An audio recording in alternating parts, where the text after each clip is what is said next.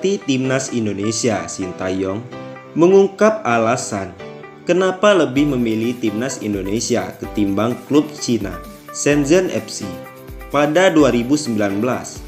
Juru taktik 51 tahun itu melihat ada potensi yang bisa dikembangkan dari timnas Indonesia, sehingga skuad Garuda lah yang dipilih oleh Sintayong. Nama Sintayong meroket setelah membawa Korea Selatan menang 2-0 atas Jerman di grup F Piala Dunia 2018.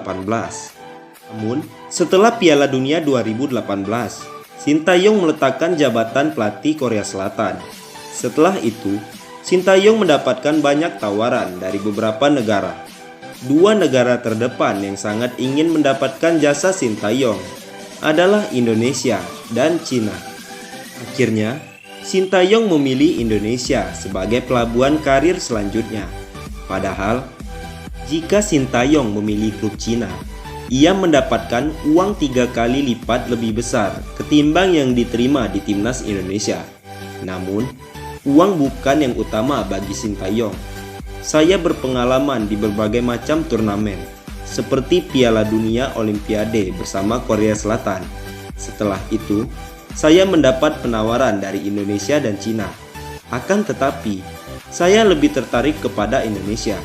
Saya melihat ada potensi di pemain-pemain Indonesia, kata Sintayong dalam podcast Deddy Corbuzier, dikutip pada Selasa 11 Januari 2022. Kalau lihat uang tertarik ke Cina, tapi saya memilih untuk masa depan. Saya lihat di Indonesia. Semua itu ada di Indonesia. Itu timnas tapi Cina itu klub. Uang lebih tinggi di Cina, tetapi manusia itu harus punya impian dan masa depan. Oleh sebab itu, Sintayong memilih membangkitkan bakat-bakat muda di timnas Indonesia. Sampai akhirnya, bukti sejak ditunjuk pada 29 Desember 2019, Sintayong berhasil mengembangkan talenta-talenta muda yang tidak lelah mencari potensi tersembunyi para pemain Indonesia. Olesannya terbukti berhasil mengantarkan timnas Indonesia tampil di partai pamungkas Piala AFF 2020. Akhirnya tunduk dari Thailand dalam 2 leg. Meski kalah, timnas Indonesia dan Sintayong mendapat apresiasi besar karena hanya mengandalkan pemain-pemain muda pada turnamen 2 tahunan tersebut. Kini, Sintayong masih dipercaya Federasi Sepak Bola Indonesia atau PSSI sebagai juru taktik timnas Indonesia.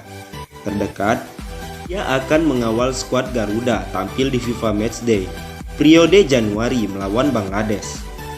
Sebanyak 5 pengorbanan Sintayong untuk timnas Indonesia akan dibahas dalam video ini. Selama 2 tahun membesut timnas Indonesia, banyak badai yang harus dilalui Sintayong.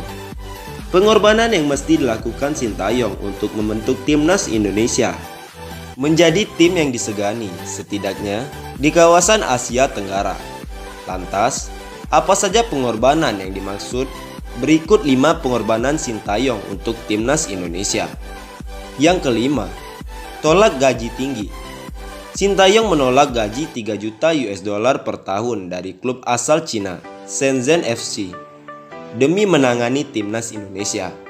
Nominal 3 kali lipat lebih tinggi ketimbang yang diterima Sintayong bersama timnas Indonesia. Lantas, apa alasan Sintayong menolak tawaran di atas? Selain karena Shenzhen FC hanya berani memberikan kontrak 1 tahun, Sintayong yang memiliki tekad mendekatkan level timnas Indonesia dengan Korea Selatan. Saya menilai sebenarnya bagus andai saya memilih klub sebagai pilihan karir saya. Selanjutnya, namun saya tertarik mengetahui sejauh mana saya bisa meningkatkan timnas Indonesia yang levelnya di bawah timnas Korea Selatan, kata Sintayong. Nomor 4, kurang tidur.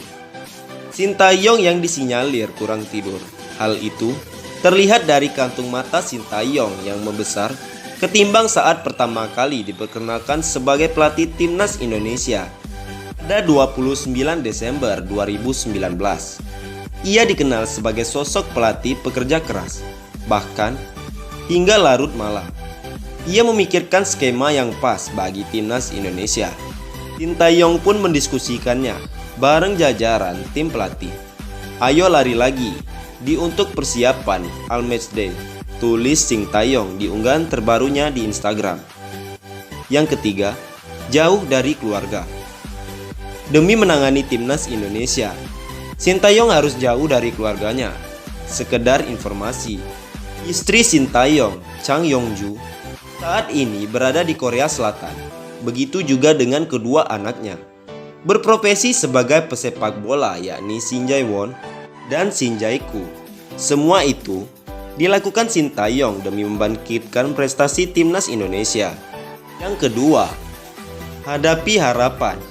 Sintayong dihadapkan dengan harapan tinggi yang dihubungkan fans timnas Indonesia kepadanya. Ia menyebut fanatisme supporter merupakan beban baginya. Namun, ia siap menjawab permintaan supporter sepak bola tanah air. "Fanatisme supporter merupakan beban bagi saya," kata Sintayong. Yang pertama, belajar budaya Islam. Sintayong rela mempelajari budaya Islam yang sebelumnya sangat asing baginya. Hal itu dimaksudkan supaya Sintayong dapat mengatur program latihan timnas Indonesia tanpa bentrok dengan jadwal ibadah. "Sejak awal, saya mencoba memahami budaya Islam. Ada seorang dokter Jakarta yang merupakan penganut agama Islam. Saya memintanya untuk bercerita soal agama Islam selama kurang lebih 3 jam, kata Sintayong.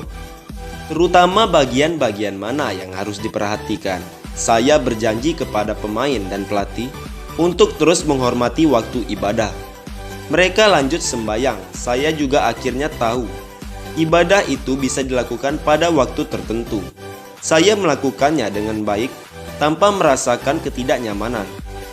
Pelatih timnas Indonesia Sintayong secara tidak terduga menceritakan salah satu hal bijak yang kita lakukan selama membesut skuad Garuda. Salah satu hal bijak yang dilakukan Sintayong dengan belajar tentang Islam. Semenjak menjadi pelatih Indonesia, belajar tentang Islam versi Sintayong berusaha untuk memahami waktu ibadah timnya yang mayoritas beragama Islam. Hal itu dilakukan Sintayong untuk menyesuaikan program yang dirancang personal timnas Indonesia. Penyesuaian tersebut diharapkan tidak mengganggu hak beribadah para pemain dan staf pelatih timnas Indonesia. Sintayong pun mengaku belajar hal tersebut dari salah satu seorang dokter Islam yang berada di Jakarta.